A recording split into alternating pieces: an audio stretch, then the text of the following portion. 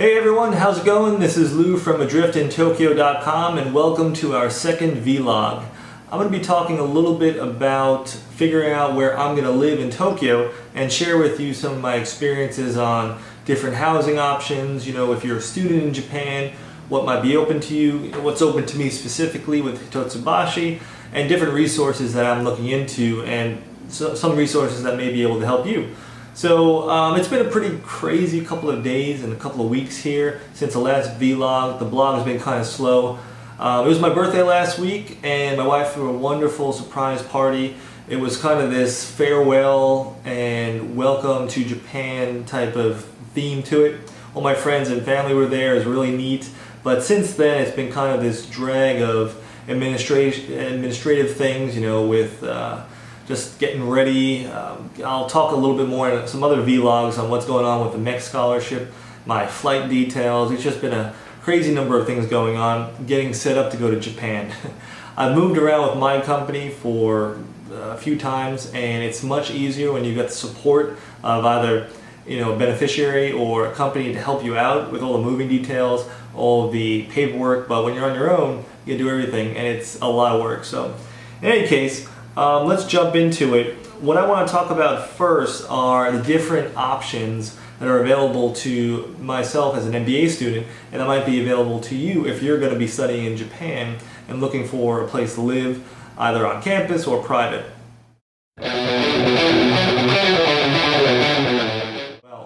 But at Hitotsubashi, if you're an MBA student specifically, right off the bat you have a number of dormitory options, and I may put an overlay of like the Tokyo subway station map in this vlog to kind of help orient you as I talk about these places.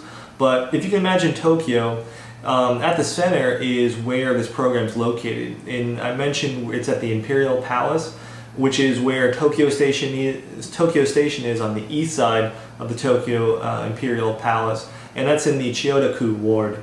And in that area, I'm going to call that Central Tokyo.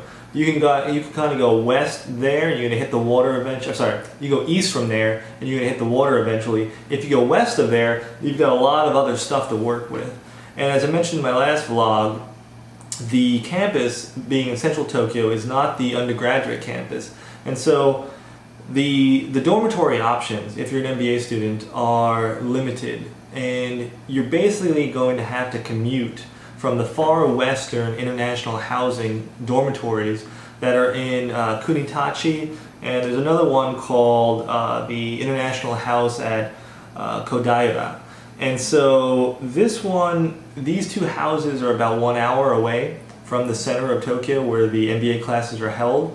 But the upside is if you commute this 1 hour trip, you're going to be saving a ton of money and you're going to have a lot more savings or spending money during your time in Tokyo. And to give you an idea of how much it costs, we're talking about $200 a month or $100 a month rent for a studio-sized dormitory to get your work done. And now in Tokyo, that's insane.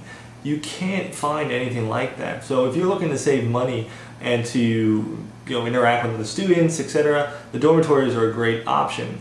If you happen to be a MEC scholar, what I found out, which I am, I find out that there's an additional dormitory option. There's this another dormitory on Odaiba, which is I think it's a reclaimed land or man-made island in Tokyo. If you go from the center of Tokyo and you go again southeast, there's sort of this island portion called Odaiba. It's like an entertainment area. There's a lot of different restaurants. There's this Montessori onsen, but there's also this big international campus center, and that's an option for MEC scholars. Now, I think the cost there in the dormitory is about $400 US. I forget how to say it in Japanese, yomanen.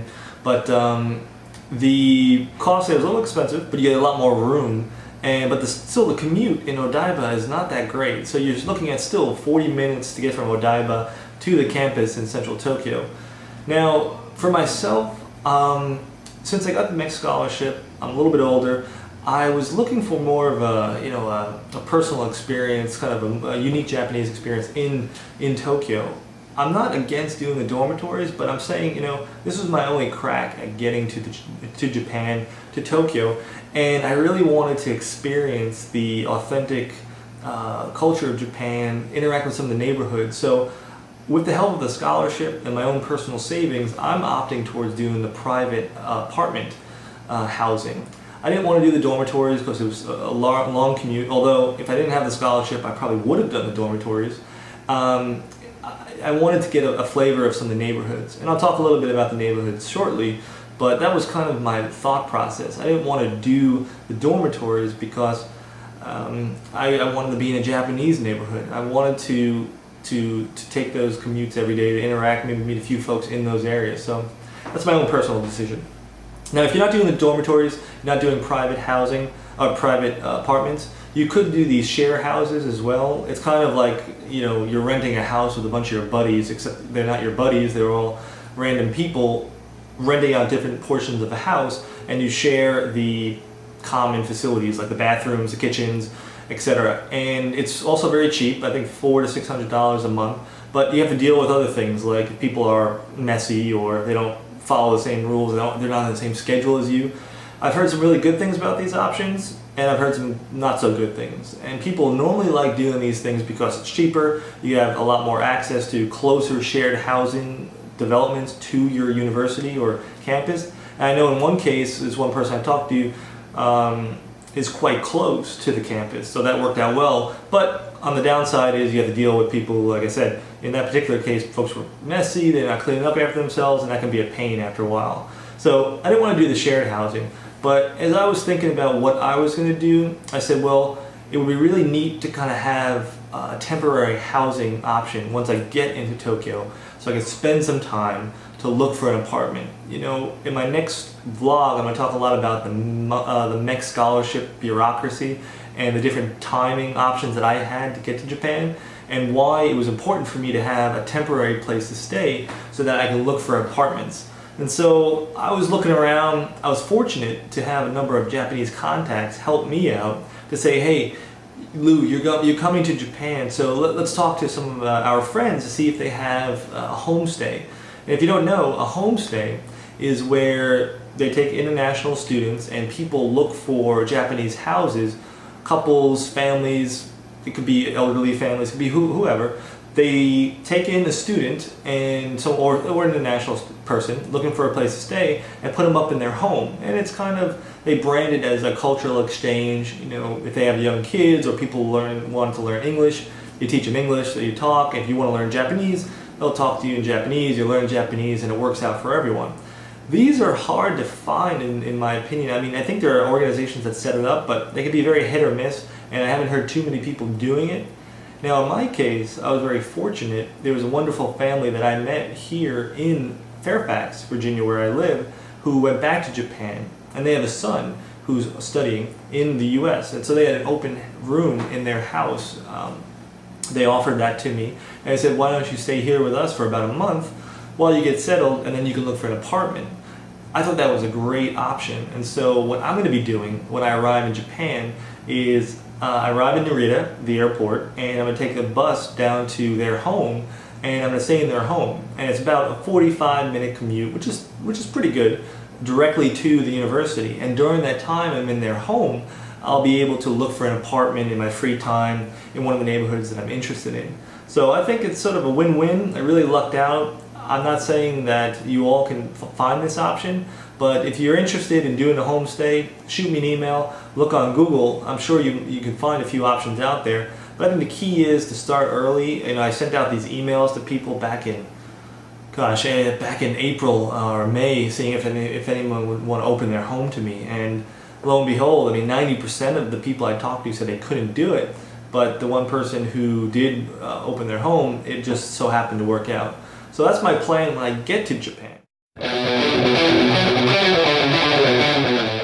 Now, when I get to Japan, I get settled down, I'm going to be looking at a number of different neighborhoods for private apartment residences and whatnot. In Japan, as you can probably imagine, Tokyo is freaking expensive. And even with the scholarship support, it's not easy. I'm not working anymore. I'm not bringing in a paycheck. I've got limited savings. My wife is going to be back in the U.S. temporarily. We've got a mortgage. We have all this other stuff going on. So I'm really looking to find something affordable. I'm targeting like a studio apartment, maybe 300 to 350 square feet, which is not very big. And I'm hoping to get that either in the $800 to $1,200 range, which is pretty cheap for Tokyo standards. And I would say if I find that, I'm going to be really lucky. In some of the more desirable neighborhoods, you're looking at $1,200 to $1,500, $1,500 to $1,700 for a single bedroom apartment. Now, I grew up outside of Manhattan. I live outside of DC right now in Virginia. Though that's still pretty cheap compared to what they're looking at. But I think the size is what really matters. You know, for $1,700, I'm expecting to get a decent sized apartment. But I guess in Tokyo that doesn't really carry much weight. So I might also overlay some pictures of different neighborhoods that I'm looking at right now. But what's my criteria? What am I looking for? Well, as I mentioned before, I want to get an authentic experience. When I've been to Japan, I really like the neighborhood feel, the different izakayas or bars, and different cafes and restaurants around the station. So I want to go to a place like Shimbashi or Kichijoji or Jiyugaoka that allows me to get out of the station, walk a couple of minutes, and find bars, restaurants, different cafes that I can go to. I can sit down, meet some of the locals, get connected to some of the owners, and really enjoy myself. I want to enjoy the food. I want to try to enjoy the drinks, and so I don't want to be isolated out on some campus. I want to be in the neighborhood, experiencing that. So the different neighborhoods I'm looking at different places like Nakano. I'm looking at Kichijoji, which I mentioned, which has a huge park near it, and I'll put these down in the description. Jiyugaoka is a little bit more expensive, but that's also a place that's very interesting. And I'm also looking at other places like Futako, Tamagawa, anything in the Ebis station area, the Meguro-ku area. I'm looking over there. All of these places I'm mentioning are in Western Tokyo.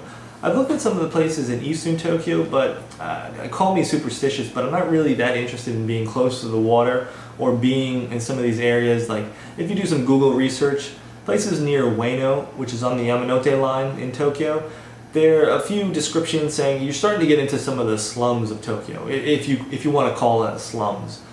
These places are fine, I'm sure, by Western standards, but it sounds like most of the places that are neighborhoody feels, that have a lot of restaurants and bars, are in Western Tokyo. So I'm focusing on those neighborhoods. Nakano, Kichijoji, Jiyugaoka, they all have lots of bars and restaurants and cafes, and they're also close enough to school that I don't have to die on this commute into university. And so at the moment, what am I doing? I've sent out a number of emails. One website that I highly recommend is realestate.co.jp. It is a real estate portal website that connects you to a number of different housing options. You type in your search criteria and you find out which agencies are linked to different properties, and then you can email the agents to find out when you can schedule an apartment hunting trip to hopefully find an apartment. And that's basically what I'm doing right now. I'm going to set up these meetings. I've got 5 different agents that I'm interested in. One is called Tokyo Apartment Incorporated, another one's called Hikari, another one's called Agartha, another one is, there's the I just mentioned Hikari, Tokyo Best Realtors, and then there's another one, the name is eluding me, but it's on that website. And I basically just put in my search criteria that I mentioned before. I want this size, this price range in this neighborhood, and I find the ones that I'm interested in. They have tons of pictures, and I send those inquiry emails to the agents, and they set everything up. And so basically, I'm just waiting to get to Japan so I can have those visits and take a look at some of these properties. So until that time, I'm really just in a holding pattern. But that's really everything from my end. I look forward to seeing those apartments. I'll be talking a little bit more about in my next vlog, and I hope to see you guys soon. Check out the new posts on the site and send your questions to me. Everyone, have a good day. Thanks. See you later.